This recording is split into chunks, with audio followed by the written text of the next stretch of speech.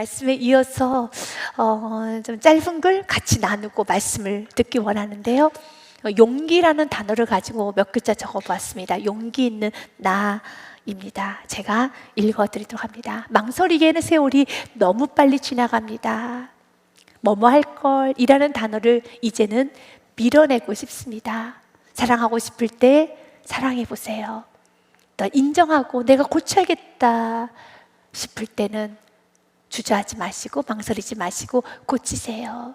조심스럽게 살아야겠다라고 생각이 들 때는 조심스럽게 살아보세요. 돌아가기에는 너무 많이 와버렸고 버리기엔 너무 아까운 세월이죠. 그러니 오늘 조금 더 용기를 내어서 살아보시길 바랍니다. 용기 있는 나를 보며 웃게 될 것입니다. 그리고 하나님께서는 여러분이 어렸을 때 가장 좋아했던 그 도장 있죠.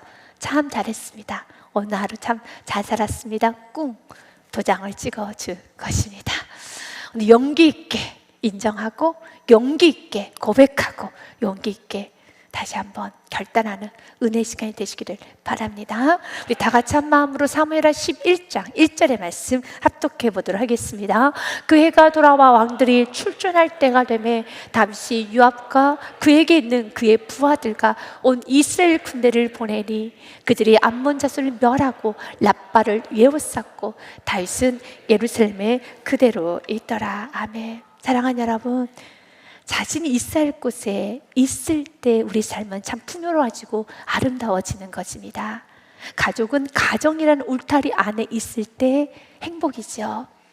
어떤 학생은 학교라는 그 울타리 안에 있을 때 행복이며 삶이 좋아집니다. 성도는 교회라는 그 울타리 안에서 신앙생활을 할 때 이것은 평범하고 당연한 것 같지만 은혜인 것입니다. 여러분들이 사회라는 울타리 안에서 법 아래에서 살 수 있는 겸손함이 있다는 것 또한도 참 복된 마음인 것입니다. 우리 하나님의 자녀들은 하나님의 권위 아래서 하나님의 울타리 안에서 살 수 있는 은혜가 있어야 되는 것입니다. 거기서 이탈하면 안 되는 것입니다. 그러나 오늘 다윗은 이탈을 합니다. 하나님이 기뻐하지 않는 자리에 서 있습니다. 하나님께서 그에게 왕의 자리를 주셨습니다. 백성을 섬길 수 있는 은혜의 자리를 주셨습니다. 그런데 그가 그 왕의 자리를 이탈을 하고 있습니다. 그 이탈의 끝은 다윗이 돌이킬 수 없는 너무 큰 죄를 범하며 다윗은 아파하며 울고 있습니다. 다윗만 아프지 않습니다. 하나님은 너무 아파하십니다. 그리고 오늘 이 말씀을 듣고 있는 우리도 아픕니다. 본문의 말씀에 보면 다윗이 여전히 성 안에 머물고 있습니다. 성 안에 머물면 안 되죠. 왜냐하면 그 해가 돌아와 4월을 말합니다. 4월 다시 이제는 전쟁을 하는 그런 시기가 돌아왔습니다. 그래서 모든 왕들이 다 출전합니다. 그러면 다윗도 용사를 이끌고 이스라엘 백성들과 함께 출전을 해야 되는데 다윗은 출전하지 않고 요압 장군을 부릅니다. 그리고 요압 장군에게 나 대신 이제 너가 진두지하면서 용사를 데리고 온 이스라엘을 데리고 나가서 전쟁에 치르고 돌아와라 라는 말을 하는 것입니다. 다윗이 요압과 그에게 있는 그의 부하들과 온 이스라엘 군대를 보내니 그들이 암몬 자손을 멸하고 랍바를 에워쌌고 다윗은 예루살렘에 그대로 있더라. 모든 전쟁 때마다 왕이 나가지는 않죠. 다윗이 자신의 결정에 따라서 지금 내가 출전하는 것이 아니라 후방에서 머물며 있으면서 보고를 받아야 되겠구나 라고 생각을 하며 그가 성 안에 머물러 있었을 것입니다. 이렇게 그의 생각대로 또 그의 판단대로 그는 모든 것을 다 결정하며 나아가면 되는 겁니다. 그런데 지금 그의 결정이 매우 좋지 않습니다. 왜냐하면 그가 전쟁에 나가지 않은 것이 문제가 아닙니다. 전쟁에 나가지 않을 수도 있습니다. 항상 나갈 수는 없어요. 후방에 있을 수도 있습니다. 보고만 받아야 되는 상황이 있을 수도 있습니다. 그런데 2절의 말씀에 보니 다윗이 그 전쟁 때 무엇을 하는가? 늦게 일어납니다.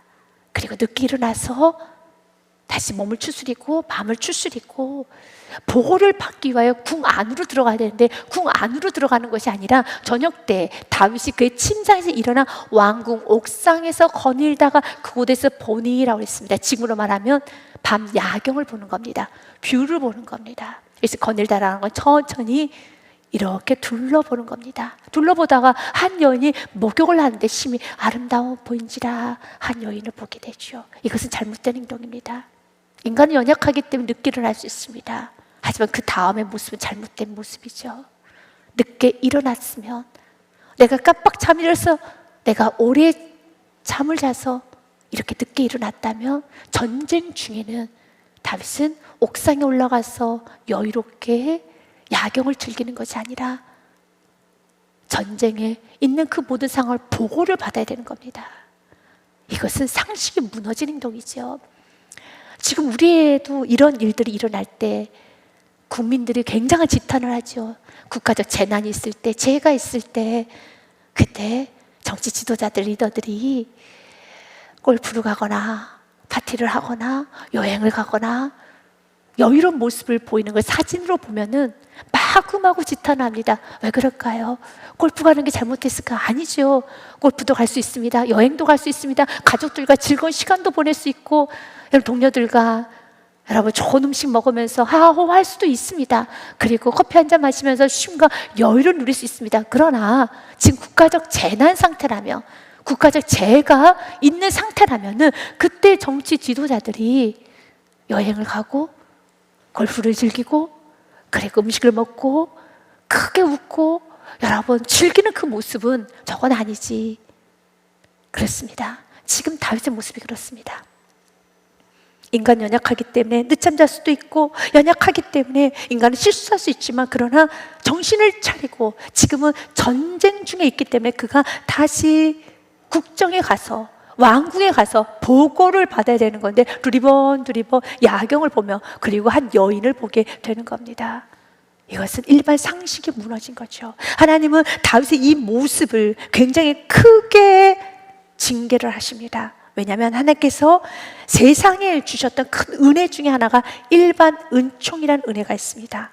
일반 은총을 신학적으로는 이렇게 정리를 합니다. 모든 사람에게 믿든 믿지 않든 하나님이 골고루 나눠주시는 은혜, 곧 구원의 여부와 상관없이 모든 피조물에게 지금 숨쉬고 살아갈 수 있게 해주시는 하나님의 보편적인 돌봄과 선물이 일반 은총이라는 겁니다. 마치 해는 믿는 사람에게만 비춰지는 것이 아니라 믿는 사람이든 믿지 않는 사람이든 누구에게나 해가 비춰지듯이 하나님께서 우리 모두에게 양심이라는 은혜를 주셨어요. 그래서 어린이든 어른이든 누구든 알 수 있는 상식이 있습니다. 여러분, 전쟁 때 왕이 두리번거리면서 여러분 여자를 쳐다보고 있는 것이 상식적으로 안 맞잖아요. 하나님은 우리가 상식이 무너지는 것을 크게 진노하고 있습니다. 상식이 무너지게 되면 우리의 사회가 안전하지 못한 사회가 되는 겁니다. 어린이와 노약자 살기 매우 불안전한 사회가 되기 때문에 상식이 무너지는 행동을 하게 되면, 누구나 다 아는 그 양심에 무너진 행동을 하게 되면 하나님께서는 그것은 때로는 자연 재해로라도 하나님은 경고를 주면서 선을 지키기를 원하고 있는 것입니다. 우리 부모에게는 어떤 선이 있나요? 일반 은총이 무엇입니까? 자녀를 사랑하며 헌신해야 되는 일반 은총이 있어요. 그 선을 지키셔야 되는 겁니다. 또한 자녀는 부모님에게 순종하며 공경하며 부모님을 대적하지 아니하고 공손하게 말을 잘 듣는 일반 은총이 있습니다. 그것을 잘 지키셔야 합니다. 우리 모두 하나님의 자녀에게도 일반 은총이 먼저 있어야 되는 겁니다. 하나님을 두렵고 떨림으로 경외함으로 섬길 수 있는 은혜가 있어야 되겠죠. 왕이라면은 전쟁 때 이렇게 행동하면 안 되는 것입니다. 그런데 다윗은 무너져 가고 있습니다. 그러나 하나님은 다윗을 방치하고 다윗을 내버려 두는 것이 아니라 다시 다윗을 깨우기 시작하면, 다윗 지금 뭐 하는 거야? 그래서 3절 말씀에 보면 다윗은 점점 더 죄를 향해 가고 있지만 하나님은 죄로 가고 있는 그 다윗을 끊임없이 은혜로 잡아주고 있습니다. 3절 말씀에 보면 다윗이 사람을 보내요. 그 여인을 알아보게 하였더니, 이렇게 하면 안 되죠. 다윗이 지금 알아봐야 되는 것은 지금 암몬과의 전쟁이 어떻게 되어가고 있어, 그 보고를 받아야 되는데 사람 보내서 그 여인이 어떤 여인이야, 누구야 라고 알아보라는 것입니다. 그랬더니 너무 정확하게 알려줍니다. 그가 아뢰되 그는 엘리암의 딸이요 햇사람 우리아의 아내 밧세바가 아니니까. 이건 은혜 중에 은혜입니다. 여러분, 정확하게 알려주자고. 잘 모르겠는데요, 어떤 여인인가 봐요 라고 하면은 다윗의 마음에 내가 취해도 되는 여인인가 보다 라고 생각할 수 있지만, 이제는 절대로 취해서는 안 되는 두 가지 정확한 정보를 줍니다. 첫 번째가 무엇입니까? 남편 있는 아내야, 결혼한 여자입니다, 아내입니다. 두 번째, 바로 그의 남편은 우리야, 당신의 충신, 지금 암몬과의 전쟁에서 칼을 휘두르며 전쟁 중에 있는 그 우리야의 아내입니다. 이것이 은혜이죠. 이제는 알았으면 멈춰야죠. 남의 아내라는 걸 알았으면. 그리고 그 남편이 내가 사랑하고 내가 나를 위해서 지금 나를 충성하며 지금도 칼을 휘두르면서 전쟁을 치르고 있는 그 우리야라는 걸 알았더라면 멈춰야 되는 것처럼 주님 우리에게 알려주세요. 이것이 잘못된 것이란 거, 이것이 불평이라는 거, 이것이 원망이라는 거, 이것이 너 안에 있는 허영이라는 거, 시기 질투라는 거, 욕심이라는 거, 자만이라는 것을 말씀을 통해서도 알려주시고요, 너무 명확하게 자녀의 모습을 통해서도, 때로는 가정 안에서 내가 사업을 하면서 직장생활을 하면서도 나의 부족한 모습, 나의 죄된 모습을 알려주세요. 교만이라는 걸 알려주세요. 거짓된 것을 알려주세요.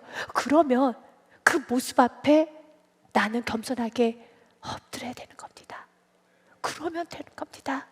다윗은 이런 사랑 앞에 엎드리지 못하고, 그가 아내라는 소리를 들었음에도 불구하고, 우리아의 아내라는 소리를 들었음에도 불구하고 그는 그 다음 죄를 짓습니다. 4절 말씀에 보니 다윗이 전령을 보내어 그 여자를 자기에게로 데려오게 하고, 그 여자가 그 부정함을 깨끗하게 하였으므로 더불어 동침함에 그 여자가 자기 집으로 돌아가니라. 너무 마음이 아프죠. 여러분, 죄를 짓게 되면 죄를 짓는 본인도 아프고 하나님도 너무 아프시고 지금 우리도 아프잖아요. 다윗과 우리는 2000년보다 훨씬 넘은 기간의 간극이 있습니다. 그런데 다윗을 사랑하기 때문에, 내가 참 사랑하고 내가 따르고 싶었던 그 다윗이 알고 있는 사건이지만, 밧세바의 간음의 사건은 알고 있는 사건이지만 너무 아픈 겁니다. 그래서 죄를 지면 아파요. 믿음의 부모가 쓰러지면 자녀들은 아파합니다. 믿음의 선배가 믿음에서 휘청거리면 우리의 다음 세대는 아파해요. 그래서 사랑하는 여러분, 흔들리면 안 되는 겁니다. 이렇게 다윗같이 흔들릴 수밖에 없는 상황이 있을 때 오늘 말씀 두 가지의 기도 제목을 가슴에 담고 평생 기도 제목을 삼으시길 바라겠습니다. 그 첫 번째는, 여러분, 내가 죄 가운데 있을 때 이거 내가 죄구나, 이거 내가 오늘 끊어야 되겠구나 라고 한다면 여러분들은 인정하고 멈출 수 있는 은혜가 있어야 됩니다. 그래서 기도해야 됩니다. 주님, 죄 가운데 멈출 수 있는 은혜와 정직하게 인정하고 고백할 수 있는 은혜를 허락하여 주옵소서. Lord, give me the grace to stop in my sin and to honestly admit and confess it. 고백할 수 있는, confess 하는, 할 수 있는, 고백할 수 있는 그 은혜를 내게 허락하여 주시옵소서. 이건 은혜가 임해야 되는 겁니다. 여러분, 지금 다윗은 여기서 멈추면 되는 겁니다. 물론 밧세바의 간음의 사건은 돌이킬 수 없는 너무 큰 죄이지만, 그러나 그 다음에 저지르게 될 그 죄하고 비교해 본다면 작은 죄예요. 멈춰야 되는 겁니다. 그러나 죄는 멈추지를 못하게 합니다. 그래서 멈출 수 있는 게 은혜입니다. 많은 영성 신학자들이 이런 말을 합니다. 죄는 멈춰야 되는데, D.L. 무디가 이런 말을 합니다. 죄를 숨기려는 순간에 우리는 그 죄의 종이 됩니다. 숨기지 마십시오. 그리고 그 죄를 가볍게 여기지도 마십시오. 이건 내가 그냥 오늘 기분이 안 좋아서 그냥 내가 그냥 화낸 거야. 이 정도는 다 할 수 있지. 남자는 이 정도는 다 지어도 되는 죄, 여자 이 정도는 지어도 되는 죄, 그렇게 말씀하면은 여러분은 그 죄 묶이게 되는 겁니다. 그 죄의 끝은 오늘 다윗의 끝을 보셔야 됩니다. 다윗과 같은 성군도 넘어졌습니다. 주님께서 우리에게 주는 메시지가 무엇입니까? 죄를 멈추라는 거예요. 내가 그것이 잘못했다면, 오전에 나의 삶이 흐트러졌다면 오전에 멈추고 오후를 시작하셔야 됩니다. 오전에 그 찝찝했던 나의 삶을 그대로 끌고 오후까지 가는 것이 아니라 멈춰야 되는 겁니다. 오늘 하루를 내가 잘못 살았고 미숙하게 살았고 연약하게 살았다면 그것을 끌고 내일로 가는 것이 아니라 무릎을 꿇고 주님, 내가 오늘 잘못했습니다. 오늘 내가 참 잘못 교만하게 살았습니다. 아주 거칠었습니다. 무릎을 꿇고 끊어내고 새롭게 살아야 되는 겁니다. 또 한 번 인용하도록 하겠습니다. 리처드 포스트 영적 훈련에서도 이렇게 말합니다. 정직한 고백은 죄를 끝내지만 은폐는 죄를 이어가게 만든다. 찰스 콜슨, 그도 많이 넘어졌던 시간이 있었습니다. 그리고 그가 다시 회복이 된 후에 거짓과 진실 사이라는 그 책에서 이렇게 말을 합니다. 죄의 가장 위험한 순간은 지은 순간이 아니라 숨기기로 결정한 순간이다. 지금 다윗은 밧세바의 간음, 이 죄가 크죠. 그러나 그 죄를 덮으려고 숨기려고 결정한 그 순간서부터 사단은 그를 더 깊이 끌고 갑니다. 다윗은 5절 말씀처럼 결과가 찾아왔어요. 밧세바의 뱃속에 아기가 생긴 겁니다. 그 여인이 임신함에 사람을 보내 다윗에게 말하 이르되 내가 임신하였나이다 하니라. 그때 다윗이 자신의 죄를 가리기 위하여서 우리아를 궁으로 소환합니다. 그리고 우리아에게 이렇게 말합니다. 전쟁하는데 너무 수고가 많았어. 이젠 집에 가서 조금 쉬어. 집에 가서 쉬어라 라고 말합니다. 그가 생각하기에는 자신의 아기를 우리의 아기로 만들려고 하는 계획이었습니다. 이것은 손바닥으로 하늘을 가리겠다는 것이죠. 죄는 내가 가릴 수가 없는 겁니다. 여러분 아셔야 됩니다. 다윗이 밧세바의 범죄를 하고 또 다윗이 옥상을 거닐며 여인을 두리번두리번 쳐다보고 있는 그 모습을 누구도 보고 있는지 아십니까? 사단도 보고 있어요. 사단은 지금 다윗을 주시하고 있었습니다. 어라? 다윗이 늦게 일어났네? 옥상에 올라가네? 여자를 두리번 찾아다니네? 밧세바를 부르네? 우리아의 아내인데도 밧세바의 동침을 하네? 그 모든 모습을 사단도 보고 있어요. 사단은 지금 다윗이 밧세바와 동침하는 그 모습을 보면서 사단은 어떻게 생각할까요? 사단은 너무 좋아할 겁니다. 절대 여러분 이 죄를 놓지 않아요. 사단 놓을 것 같습니까? 놓지 않아요. 그래서 죄는 내가 덮을 수가 없어요. 사단이 놓지 않기 때문에 그렇습니다. 이건 사단에게서 너무 좋은 기회인데 어떻게 사단이 그걸 놓겠습니까? 놓지 않죠. 이것을 가지고 어떻게 다윗을 무너뜨릴까? 다윗의 것을 어떻게 무너뜨릴까? 다윗을 그냥 부셔버릴 거야. 사단은 놓지 않아요. 그래서 죄는 숨긴다고 숨겨지는 게 아니에요. 하나님 우리를 용서하지만 이미 사단이 알고 있기 때문에 그건 사단이 놓지 않습니다. 그래서 그 모든 죄를 해결할 수 있는 것은 예수의 보혈의 피밖에 없어요. 무조건 여러분 공식적으로 애워하셔야 됩니다. 내가 죄를 지었다면, 내가 넘어졌다면, 내 삶에 끊어지고 싶은 부분이 있다면 정직하게 주님께 내어놔야 되는 겁니다. 이렇게 지금 다윗처럼 자신의 아기를 우리의 아기로 만들려고 집에 가서 아내와 함께 즐거운 시간 가지세요. 그런데 결과가 무엇입니까? 어떤 사람이 다윗에게 이렇게 말합니다. 우리아가 집에 안 갔대요. 다윗에게 말합니다. 어떤 사람이 다윗에게 아뢰되 우리아가 그의 집으로 내려가지 아니하였나이다. 다윗이 우리아를 불러서 묻습니다. 아니 왜? 내가 길 갔다 돌아온 것이 아니냐? 어찌하여 내 집으로 내려가지 아니하느냐 하니 그때 11절에 우리아가 이렇게 말하네요. 우리아가 다윗에게 아뢰되 언약궤와 이스라엘과 유다가 야영 중에 있고 내 주 요압과 내 왕의 부하들이 바깥들의 진을 치고 있거늘 내가 어찌 내 집으로 가서 먹고 마시고 내 처와 같이 자리이까? 내가 이 일을 행하지 아니하기로 왕의 살아계심과 왕의 혼에 살아계심을 두고 맹세하나이다 아니라. 사랑하는 여러분, 오늘 우리아의 말도 하나님이 다윗에게 베풀어준 은혜예요. 이 말을 듣고 멈춰야 되는 겁니다. 죄는 멈춰야 되는 겁니다. 이때 멈췄으면 그 다음 죄는 저지르지 않은 겁니다. 지금까지 지은 죄 너무 크지요. 왕으로서 여러분 옳지 못한 행동, 게으른 행동 잘못된 겁니다. 간음, 정말 크게 잘못한 겁니다. 그러나 이젠 그 다음에 지을 죄에 비하면 아무것도 아니에요. 그래서 멈춰야 되는 겁니다. 멈추는 건 인정하는 겁니다. 그 다음에 다윗은 사무엘하 12장 말씀해 보니 요압을 부릅니다.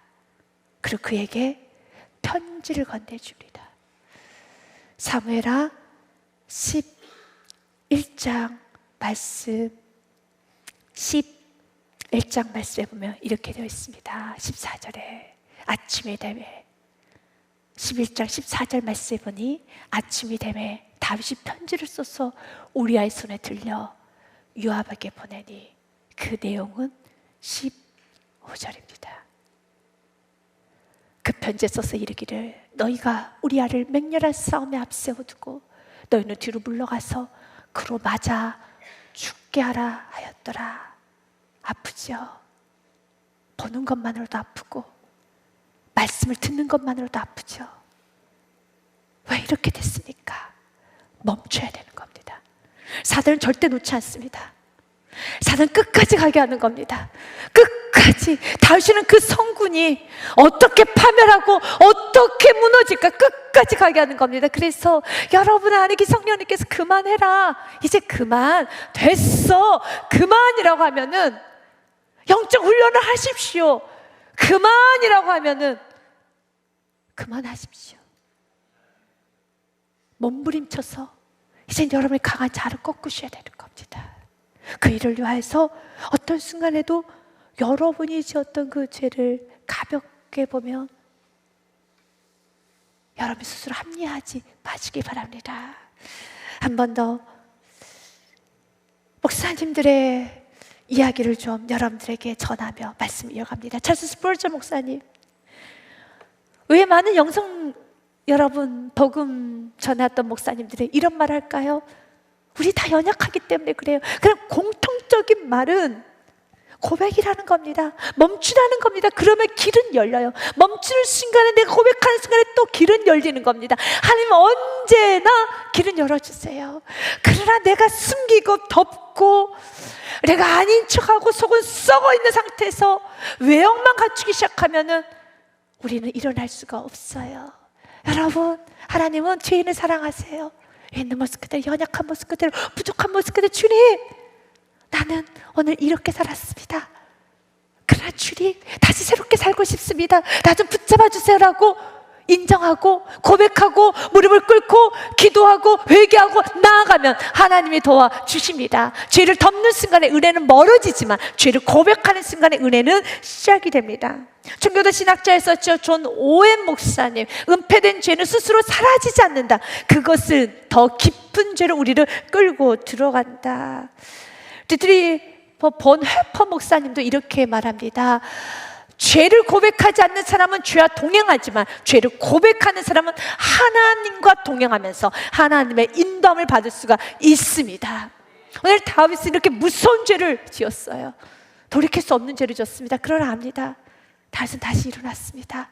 여기서 빠져나올 수 있는 건 은혜인 겁니다. 왜 그렇습니까? 다윗은 나단 선지자의 무서운 책망에 당신이 바로 그 사람입니다.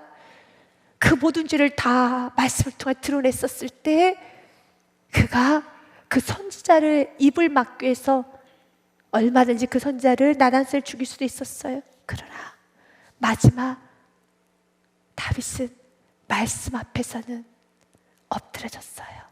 그리고 고백합니다. 내가 잘못했습니다. 그러면 거기서 글이 나옵니다. 물론 다윗의 죄가 너무 큰 죄를 지었습니다. 하나님은 다윗에게 아주 큰 대가를 치르게 합니다. 하나님은 다윗과 바세바가 낳았던 아들을 거둬가십니다. 그리고 너는 사람들 몰래 간음을 했지만 너의 첩들에게는, 너의 아내들은 내가 백주 대낮에 이스라엘 백성 보는 앞에서 강간을 당하게 할 것이란다. 너의 가정에 칼이 끊어지지 않게 할 것이란다. 무서운 책망, 무서운 진노를 하셨어요. 하나님은 다윗을 사랑했지만 죄에 대해서 하나님은 공평하게 대우하셨습니다. 회개할 때는 하나님은 안아주십니다. 사랑하는 여러분, 오늘도 우리는 기억합시다. 첫 번째, 기억하셔야 됩니다. 죄 가운데 멈출 수 있는 은혜와 정직하게 인정하고 고백할 수 있는 은혜를 내게 허락하여 주시옵소서. 두 번째로, 영적으로 게으르지 않고 감사의 마음으로 시간을 아껴 쓰게 하여 주시옵소서. Lord, help me not to be lazy spiritually, but to use my time well with a thankful heart. 감사의 마음으로 시간을 아껴 쓰게 하여 주옵소서. 오늘 다윗의 그 시작은 게으름이었었죠. 게으름이 그렇게 큰 죄라고 생각하지 않으신 성도님들도 계실 겁니다. 또 천성적으로 좀 게으르신 분이 있고요, 천성적으로 부지런하신 분도 있습니다. 그런데 지금 나의 삶이 게으르고 있다라면, 집안 정리정돈해야 되는데 집안이 너저분해도 손 하나 까딱하고 싶지 않을 정도로 아무것도 하고 싶지 않고, 자녀도 좀 멀리하고 싶고, 만사가 다 귀찮아, 밥도 차려주고 싶지도 않고, 청소도 하기 싫고, 직장도 가고 싶지 않고, 만사가 다 귀찮아 라는 생각이 든다라면, 어떤 사람은 이렇게 말할 겁니다. 갱년기 와서 그래, 너무 피곤해서 그래. 그럴 수도 있겠죠. 저도 손 하나 까딱하지 않고 싶을 때도 있어요. 그런데 한 번쯤 돌아봐야 돼요. 내가 이렇게 만사가 귀찮고, 자녀도 귀찮고, 남편도 귀찮고, 아내도 귀찮고, 사는 것도 귀찮고, 예배 드린 것도 귀찮고, 모든 게 다 귀찮다라면은 내 마음 안에 감사를 잃어버리질 않았는가를 보셔야 합니다. 감사를 잃게 되면 우리 삶은 게을러져요. 아무것도 하기 싫어집니다. 그러나 내 안에 은혜가 넘치면, 하나님 나에게 베풀으신 구원의 은혜, 또 하나님께서 나에게 주신 귀한 은혜가 내 안에 넘치게 되면 너무 감사해서, 하나님 나 같은 죄인 살려주셔서 구원해 주신 것도 감사한데, 나에게 가정도 주시고 교회도 주시고 이렇게 자녀도 주시고 내가 이렇게 살아갈 수 있는 생명도 주시고 너무 감사합니다. 감사하면은 하고 싶어요. 감사하면 잘 키우고 싶어요. 감사하면 일하고 싶어요. 감사하면 더 열심히 하고 싶어요. 감사하면 내가 먼저 헌신하고 싶어요. 지금 다윗의 마음 안에 감사가 사라질 겁니다.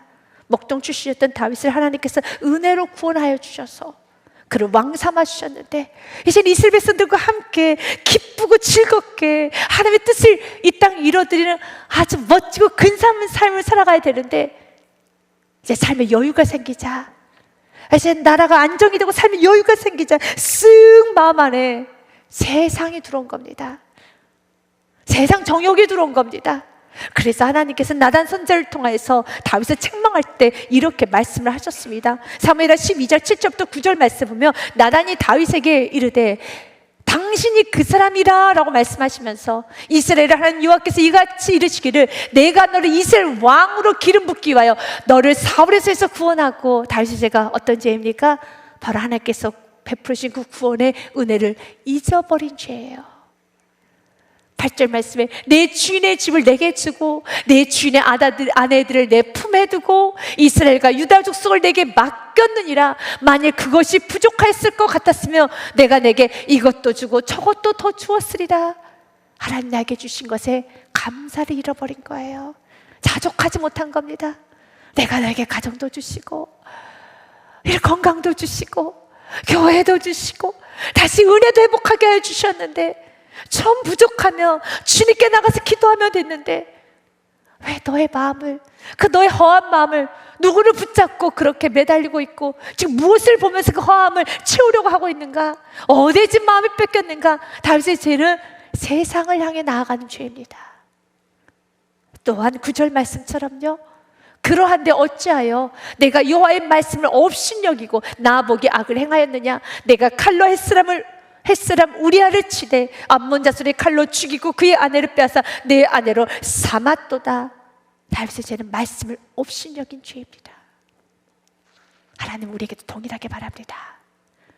구원의 은혜를 저버리고 그렇게 귀하고 감사하게 여겼던 많은 것들을 감사하지 못하고 이제 귀찮게 여기면서 말씀을 업신여기며 살아가고 있는 우리의 모습은 아닌가 돌아보면서, 우리의 마음이 이렇게 틀어지게 되면 모든 게 귀찮아져서 게을러져요. 자꾸 나가고 싶고 여행 가고 싶고 어딘가 떠나고 싶고 쉬어도 쉬지 못하는 것 같다고 항상 불평이 많은 것, 그런 마음만 든다는 겁니다.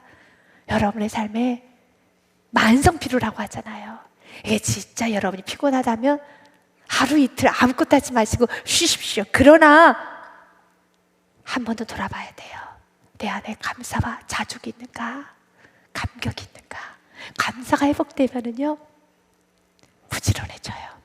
딴 생각 안 합니다. 삶을 흐트러뜨리지 않습니다.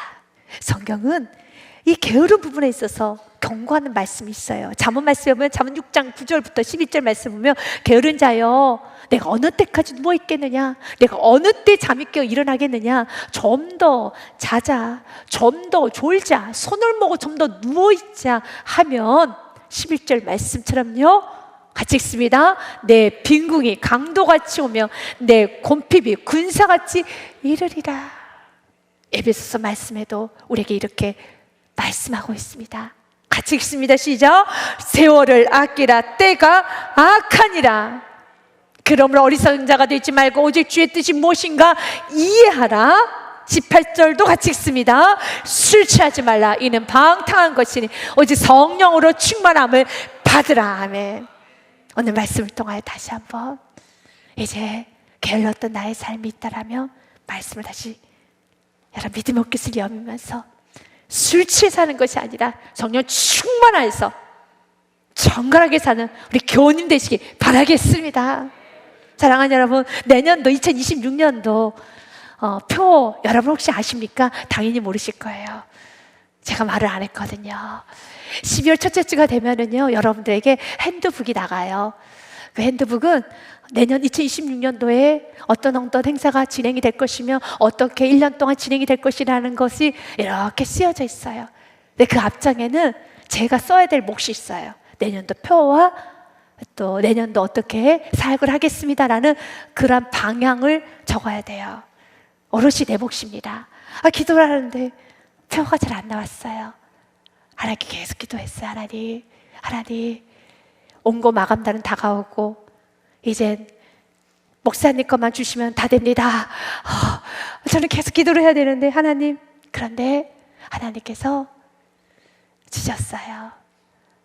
그러면서 여러분에게 먼저 좀 한번 말씀드리고 싶다는 은혜가 와서 미리 말씀드린 겁니다. 내년도 2026년도 표는요, 온 마음 다해입니다.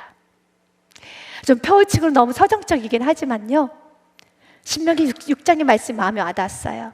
너희는 마음을 다하고 힘을 다하고 뜻을 다하여 내 하나님 여호와를 사랑하라 라는 말씀. 마음, 힘, 뜻은 온 마음이죠. 온 마음 다해 하나님을 사랑하십시오. 동일하게 내년 2026년도는 정말 온 마음 다해 열심히 다해 예배하기 원합니다. 그래서 이렇게 적어봤어요. 나는 온 마음 다해 예배하리라. 난 온 마음 다해 찬양하리라. 난 온 마음 다해 기도하리라. 난 온 마음 다해 감사하리라. 난 온 마음 다해 일하리라. 난 온 마음 다해 자녀를 양육하리라. 이처럼 열심히 하나님의 자녀의 일상으로 살아갈 때 그 일상의 영성이 감사가 되어서 하나님의 뜻을 이루어드리는 열심히 있게 살아보자는 겁니다. 2025년도 온 마음 다해 마무리하십시오. 2026년도도 하나님 주신 은혜 붙잡고 온 마음 다해 살아가시기 바랍니다. 이번 한 주간도 사랑하는 여러분, 이제는 자신의 흐트러진 부분이 있다면 인정하고 고백하고, 그리고 또다시 내 안에 감사와 자족을 내가 잃어버렸다면 회복하면서 여러분 삶이 언제나 게으르지 않고 성실하게 부지런하게 살아가는 우리 성도님들 되시기를 주님으로 축복드립니다.